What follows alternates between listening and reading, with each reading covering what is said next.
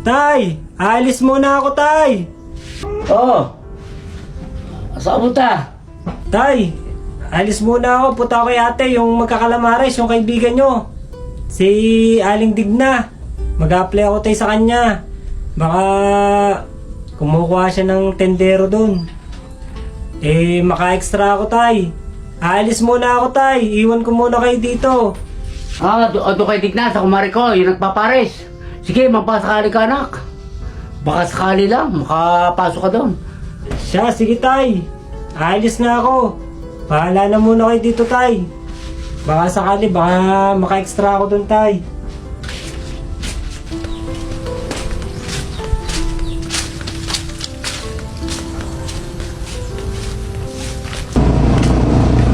Hey, ate, kumusta?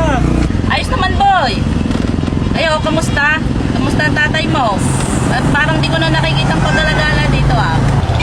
Ayos lang naman si tatay. Kumusta na po kayo?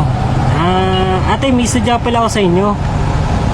Gusto ko sanang mag-apply sa inyo, ate. Baka maka-extra sa inyo kahit ilang araw lang. Kasi totoo niyan, kailangan namin ng pera eh. Alam niyo naman si tatay, matanda na. Siyempre gusto ko na rin siya tulungan. Pasensya ka na, boy, ah. Yan mo, pag lumakas ang aking parisan, kukunin kita. Sa ngayon kasi, mahina talaga eh. Hindi naman ako makatanggi sa aking nanay na siya ang magtinda dahil kailangan din. Pero alam ko namang pagdating ng taglakas, tawagan na lang kita. Okay lang yun, ate. Baka sakali lang naman ako. Naghahanap-hanap lang din naman ako dito sa bahay ng pagkakakitaan para matulungan din si tatay.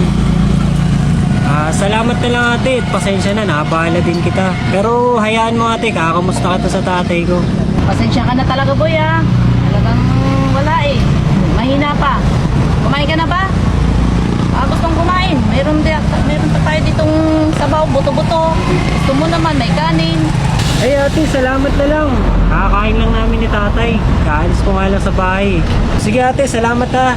Sige. Pasensya na rin sa abala, ate. Alis na ako.